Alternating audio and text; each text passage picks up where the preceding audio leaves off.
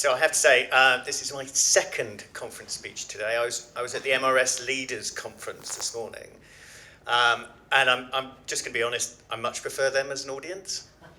Largely because you can get away with what I think of as AI presentation slop.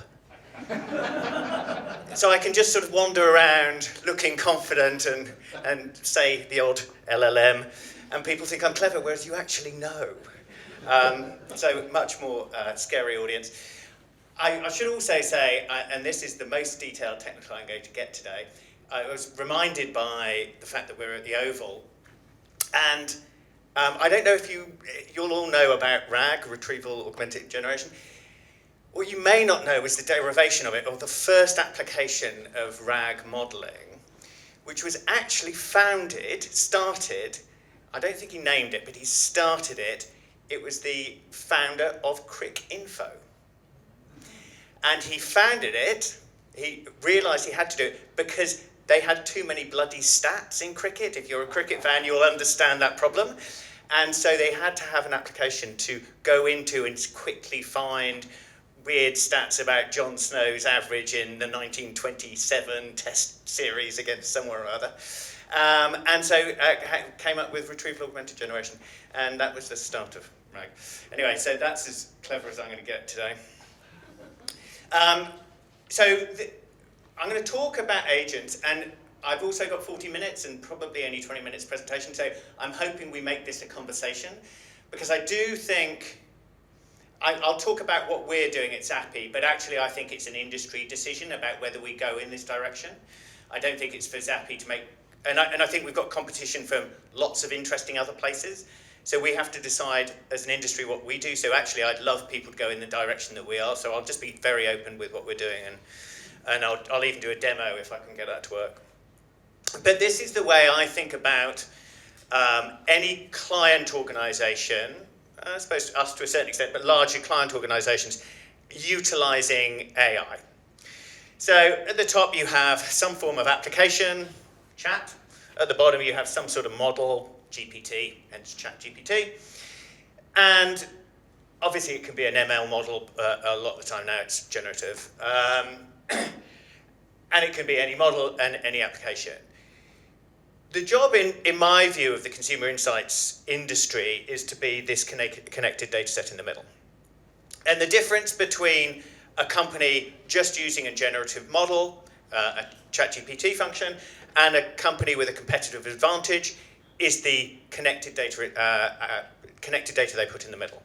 And our clients expect us to be able to create data that will work well with that infrastructure, and also have data that can connect with other data streams as well to maximize the benefit of all of the investment they've made in data over the years. So if you think about a Pepsi or a Unilever or whatever, they are thinking very carefully about how they integrate as many data systems as possible. And you'll also know that 3, 4, 5 years ago, if someone said, oh, I want to connect all my data sets, you'd have gone, oh God, that's a 3-year bloody IT problem. And really big, huge, snowflake or type projects were structured around trying to connect data. My view increasingly now is that you don't need to do any of that work. You can simply put an agentic framework on top. And agents are the new APIs. We can connect those data sets through an agentic system. And so what happens at the top end, the application layer, becomes agentic.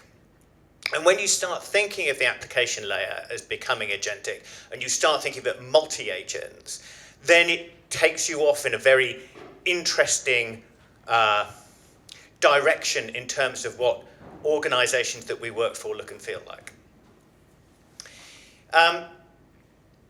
So then you start thinking, okay, what do I think increasingly our job as insights professionals is to think about these 3 layers and think about how we connect them. Because the interesting thing is the connection points across agents and between agents are around prompts. So we saw the presentation earlier about the prompting for the questionnaire design thing. The better you get at prompts, and actually the best people at prompts now are LLMs, so you start using LLMs to do prompting, it's the connection point between those layers, and with the agentic systems on top, really strong prompting, which we tend to, as researchers, be quite good at, actually. If you start getting into it, you'll realize why. The skill set is very similar. Then I think, and this part of the application layer, the agentic side, is actually really rather easy. And I'll talk you through what we've done. It's not the complicated bit. The complicated bit is creating really great quality data and connecting it underneath. So what is an agent? Ooh. That's not going to magically appear.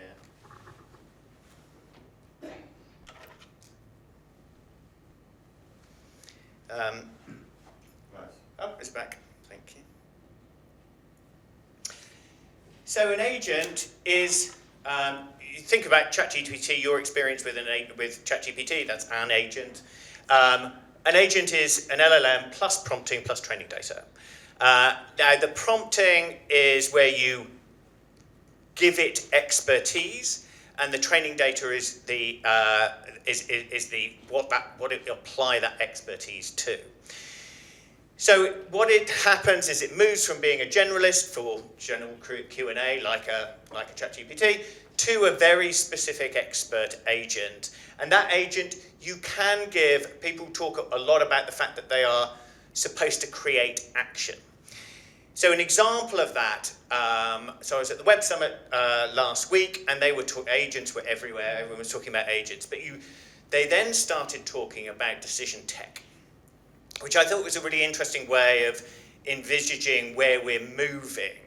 So if you think about decision tech in, for instance, the advertising world, that would be taking data about the consumer, using it to understand what type of advertising consumers would like, using that to, with other data sets, to create an ad, using that ad to then put it into a digital deployment system, and then using the data that comes out of the deployment to say, I'll upweight the spend on that ad versus that ad, right? So that is a workflow which can be entirely agentic. So you have those individual agents making decisions about what to create and how to spend money on that creation. There was a phrase which is also really nice, which is, although it depends on your perspective, I suppose, but marketers are moving from being creators to systematizers. So instead of managing creators, you're managing systems. So those systems can be autonomous in decision making all the way through, and you're just giving them the budget or giving them the direction. So agents are the core to being decision tech. Oh, by the way, if anyone has any questions as we go, just shout them out. So then you start thinking about how many agents do you need in what situation, and how do you create an agent? I'll show you through actually creating an agent. We have an agentic system which will create product concept ideas. We got there, it wasn't actually our idea, it was a client said, look, Steve, you've got all of this amazing data that we do a lot of concept testing and a lot of ad testing. Those are the two things we do. And they said, well, you've got all of this great data about consumers. Why can't you use that coupled with an LLM to create a new product idea? So we thought, okay, great. This was like 2.5 years ago. We thought, great, okay, we'll try that. And so we took our data, gave it to an LLM and said, create a product concept. And it did create a product concept. Right? So we test lots and lots of different product concepts. If you want to know whether a product is going to work well with young men in Texas, we can test it with them. But also, if you say, well, what works well with young men in Texas? We can go, oh, well, young men in Texas like this type of thing compared to other people. They like these types of, if you're creating a beer brand, they want to put a shotgun on the front of it, and they want it to be very high alcohol content, or whatever it might be. So we know those things. combine it with an LLM, you can create a product concept. So we did that, and it was relatively underwhelming. So we'd do these workshops with the client, and the client would say, yeah, okay, you've come up with this idea, but it doesn't really gel with my brand. I'm like, okay, so what does that mean? They said, well, you know, we've got these brand guidelines or whatever. Can we feed that into the LLM as well? And you're like, yeah, okay, fine. So we fed that into the LLM. And then they said, oh, you know, and the output was fine, but it didn't, I don't know, it didn't follow their brand guidelines. So we're like, okay, give us your brand guidelines, we'll throw that into the LLM. Okay, fine. And then they'd say, okay, that's a nice product concept, but you haven't got the social media data, so we don't know what the trends are. Can you put the social media data in there? So, okay, fine. We'll check the social media data in as well. And what we were doing is throwing more and more and more at one agent. And that agent had a limited context window. It started focusing on the first thing we put in or the last thing it put in. The prompt was getting really complicated because we were asking it to look all over so many things. And then ChatGPT or OpenAI came up with their agentic framework, and we piled onto that because we saw that as a solution. So what we ended up doing is creating multiple agents, each with a different specific job. And because of the way we were doing it with workshops with clients, we ended up really doing an agent per human job. So if you think about the people in a workshop creating a new product concept, we created an agent for each of them. So an agent that understands the market, an agent that knows about trends, a person or an agent who knows about, you know, that client's way of doing things. So we'd end up creating this series of agents, and in the middle, by far the most important individual agent is the facilitator agent, who is the one who knows how to run a workshop. Now, and I'll show you this happening in real time, but what you do is you say, right, this is the brief for the facilitator. I want to create a new chocolate bar for old women. And it will go, okay, I need to know what best practice is. I need to know about what types of chocolate old women like. I need to get some audience understanding who they are. And increasingly, as you go through these, you start thinking from a Zappi perspective, we've got some really useful data. However, it is necessary but not sufficient. We need to be partnering with, I don't know, a Black Swan or a Mintel or a Woxy to provide other elements of that data asset in order to create a more holistic system. So this is how we think about the agent universe. And we've now created probably hundreds of agents. Each of our clients has their own agentic workspace with their own agents trained on their own data. And those types of agents can get really quite interesting.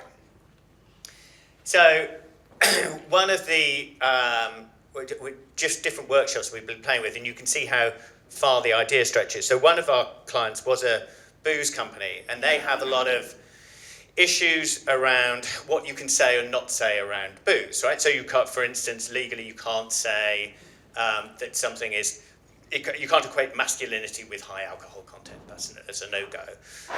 So every time we did a workshop to create a new product with them, they ended up putting, they had a lawyer who would have to be in the workshop, which was fine.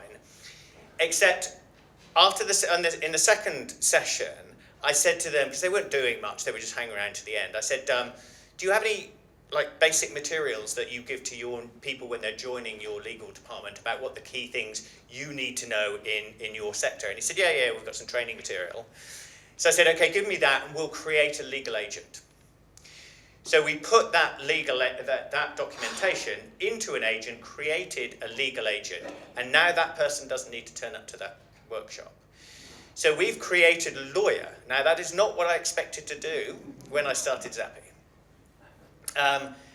We also, another one was a focus group agent. So literally we created some product concepts for a client, and they said, oh, it's so annoying because I'd really like to have tested these for focus groups. We did some focus groups last week. So I said, okay, get me the transcripts. We got the transcripts and we created a focus group agent, synthetic focus group agent off the basis of those transcripts. And we tested the idea with that agent. Now that was in the meeting. So both of these we were creating in like 10 minutes. So an agent is very quick to make. You have to think about the prompting, you have to think about the training data. And then you start thinking, what do these systems of agents look like? And you do end up having hierarchies. So they look really like an org chart. So if you were designing a agentic system for Unilever's insight department, and they wanted a macro insight person that would just, tell you all about consumer insight in everything we know about Unilever, you would have at the top, you'd have a lead insight player, but you might have global insight agent, and then the global insight agent could call upon the EMEA insight agent, who can call upon the UK insight agent. So you do end up, because what matters at an agent level is having a small enough piece of data that's easily accessible and easily understandable, and also clear enough prompting so it has a clear job and role. And that's why you end up with a whole series of agents and have those agents working together in exactly the same way as you would have human beings. So my gut says that in a couple of years, any organization will have as many agents as they have people, or at least as many agents as they have roles. Every role will have an agent. And then you may have additional agents that don't have human equivalents. So this is where it's all going to go wrong. And I'm going to do a quick demo.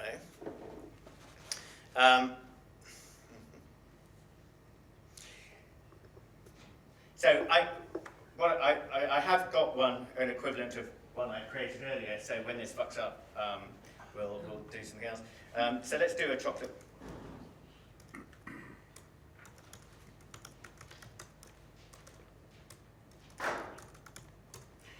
So what I'm saying is I want to create a new product.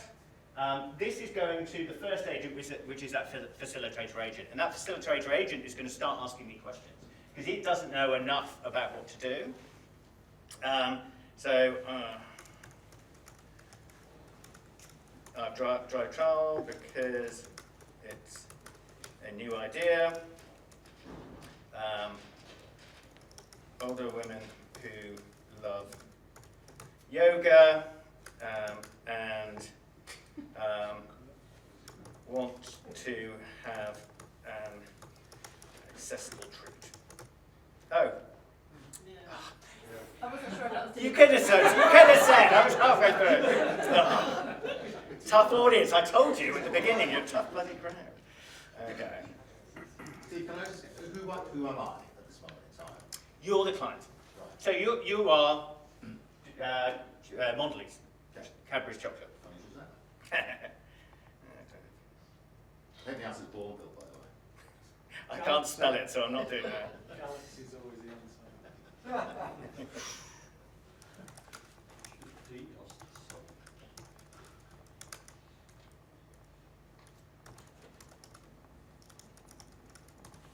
Okay, so what's going to happen now is the facilitator is going to take that and run with it. I'll show you the one I prepared earlier because I don't want to go through it all. But it will... Okay, I'm just checking if it needs anything.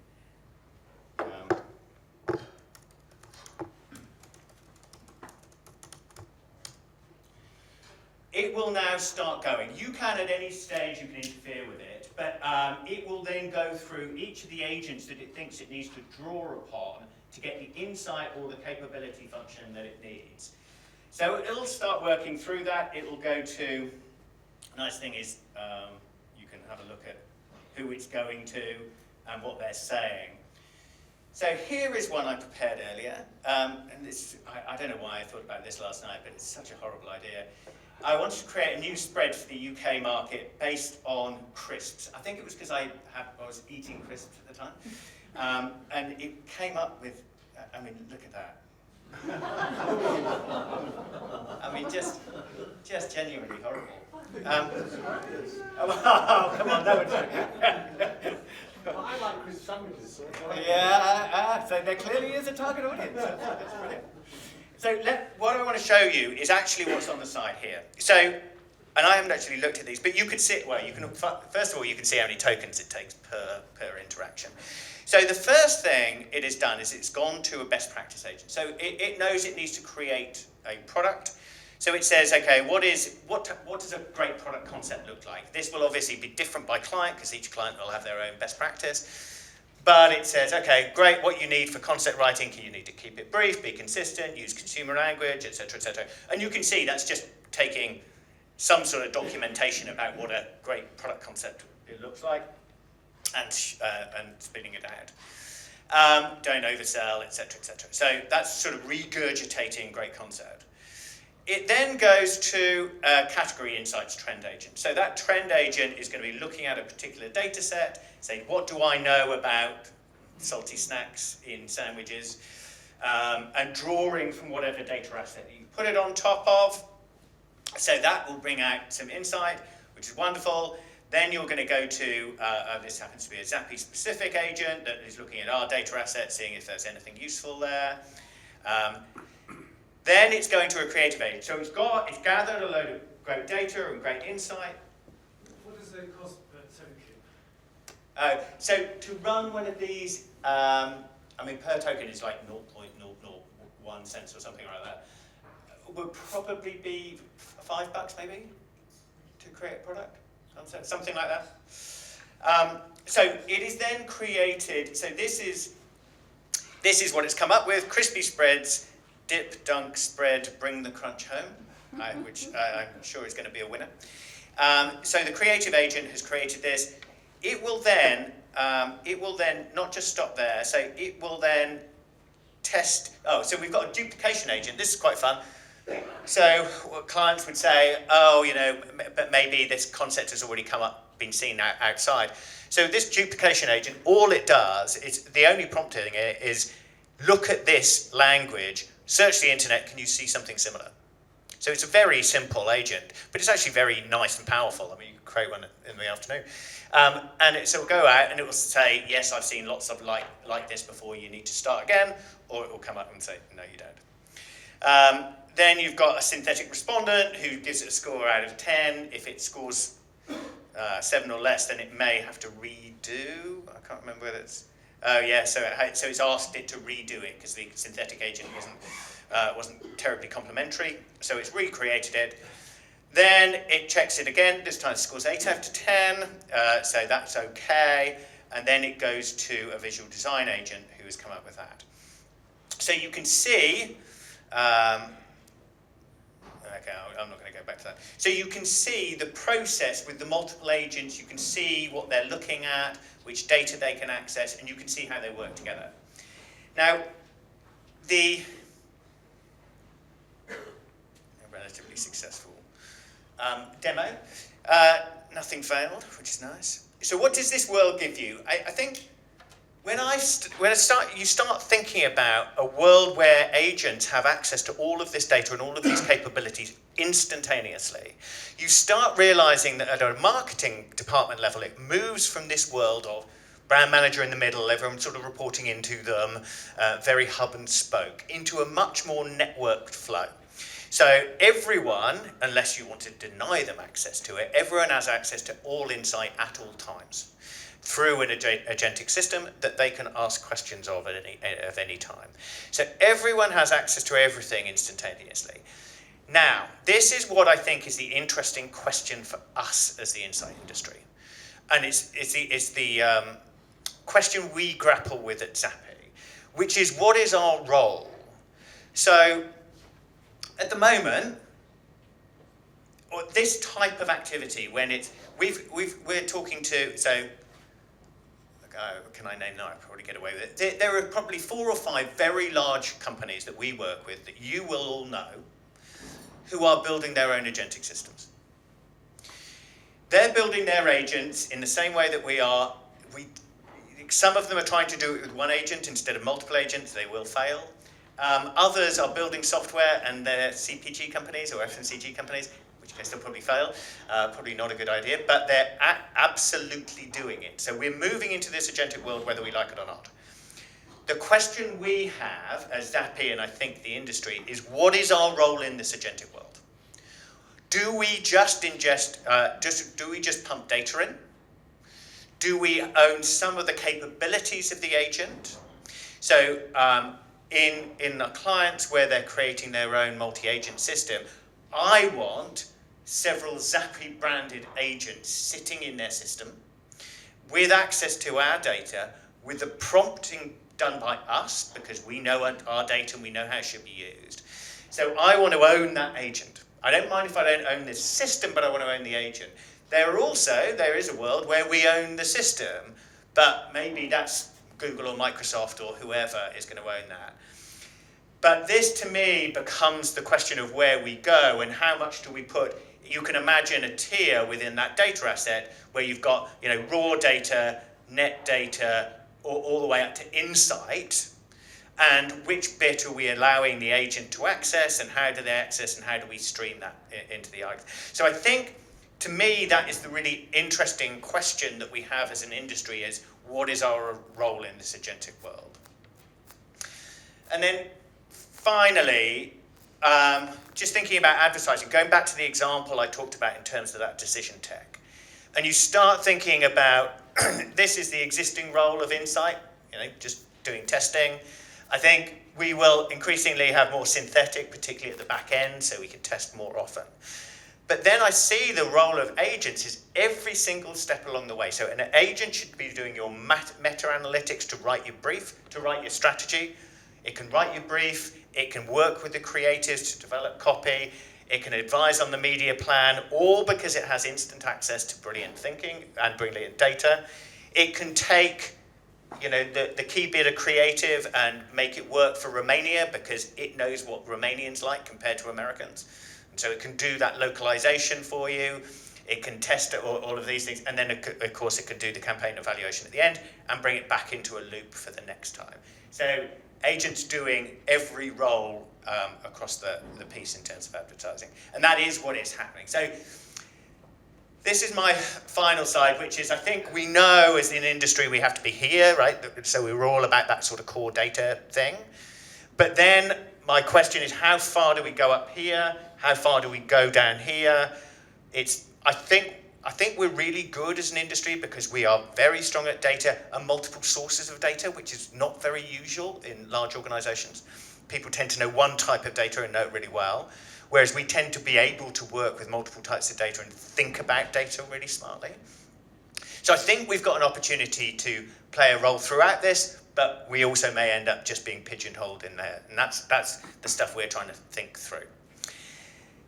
So with that is my thoughts about agents, and any questions, comments, ideas, very gratefully received.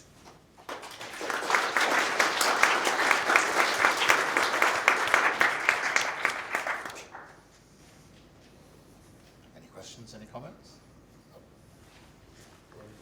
I'll get that, don't worry. Thank you. And whenever you speak, I pay attention because I know it's going to come real in the next year or year and a half, and I'll be late. So I thank you for this presentation. We had a great presentation at the end of the morning about regression to the mean, and how do you see that working? Do you imagine like a truly an agent, one that says, hey, let's go creative, or how is this going to work? So, and I did ask a question about, to be honest, we've used this to create a lot of product concepts, and I thought my initial assumption was that the LLMs would create slightly generic ideas, and that we would use the humans in the workshop to stretch those ideas and make them more interesting. The exact opposite is what we found.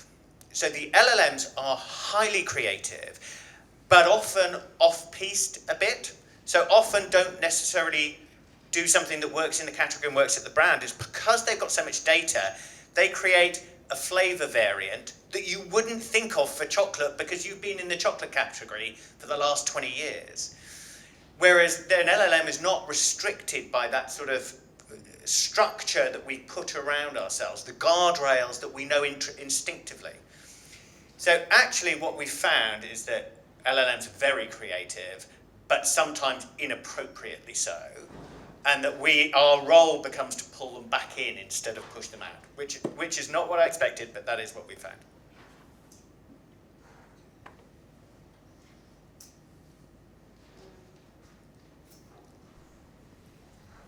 Thank you, Steve. I'll just grab at the back. More of a general question, but seeing as we have you anyway, as chair of the MRS Sustainability Council, how is all of this impacting the environment and sustainability? And you hear stories about people using ChatGPT for things they really don't need to, and the impact it's having on the planet. And I just wondered if you had any thoughts on that. I do. I think it's a legitimate concern, but in my view, it's a short-term one. So if you want to optimize electricity grids, you want AI, right? If you want to help create new small nuclear reactors, you need AI. So for all of the solutions, you need AI. Is it energy hungry in the interim? Yes, it is. But there is, I was listening to someone talking about using photons instead of electrons to create on chips, and that would reduce the energy demand by 10x. So it is helping create the solution to the problem that it is definitely. Right. Thank you. So it's kind of like an observation, really, but there's been a lot of bad press about agents and how companies have outsourced their call centers to agents. But what you're saying is that the agent is like you have a shared goal. So if you want an agent to work well, you have a shared goal with it. So it's there to help you be better. And I think that's almost what the difference is from where we were a few years ago. Yeah, I think that's right. So Klarna is the classic example. They tried to get rid of all of their CS people, and they backtracked. They realised it wouldn't. But what we've said to our CS department, I was saying this morning, we want to see if we can double revenue with zero increase in headcount by using agents. With every job should have an agent making them significantly more efficient and effective. So it's working together. Now, obviously at a macro level, there will be job implications, but there'll be benefits and there'll be positives and negatives. They're bound to be. I was just wondering whether you've experienced any other challenges in, I suppose, the way people think of AI in tech.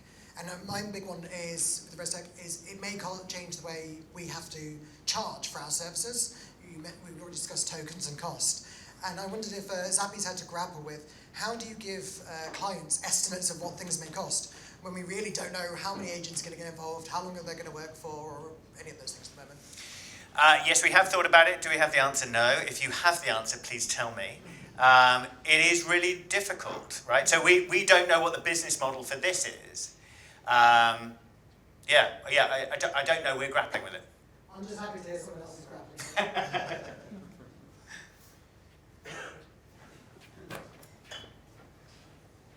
Hi, just wondering, we've obviously created flat reports, PDF reports, all designed for human consumption. What does the output for the agent world look like from our insights? Well, at the moment, it looks like ChatGPT. But so you can input a PDF and it will read it and it will understand it and it will respond. If you start looking at the new Gemini model that came out this week, it is creating worlds for you on the back of it. So I was listening to something or watching something yesterday about the new Gemini model and thinking, instead of ChatGPT, instead of the output looking like text on a background with visualization, it could create it as a 3D in-store display of this new product that we've created. So it's just looking at these models and see what they can do, but they as I keep on saying, they're the worst they're ever going to be right now.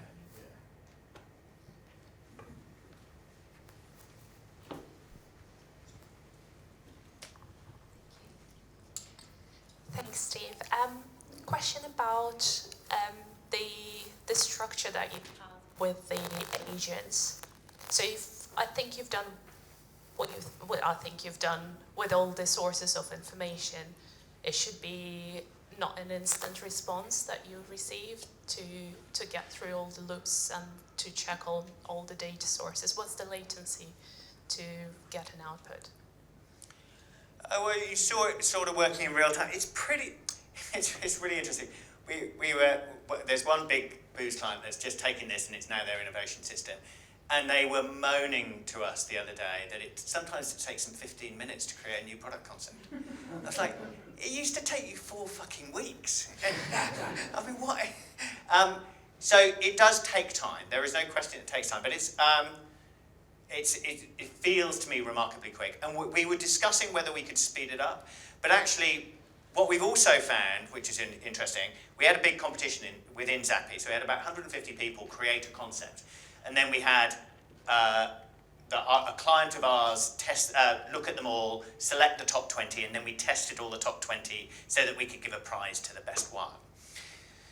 And the top 5 were also the top 5 ideas that we tested that got through were also with the people who spent the longest with the system. I was really lazy, created one in 3 minutes and it was crap. There were people who spent 40 minutes, an hour with it and created something really good. And so we're still at a stage where human in the loop, working with it, knowing what we know about human beings and categories and brands, will make it significantly better. So trying to push it too quickly, I think, might be a negative in some ways.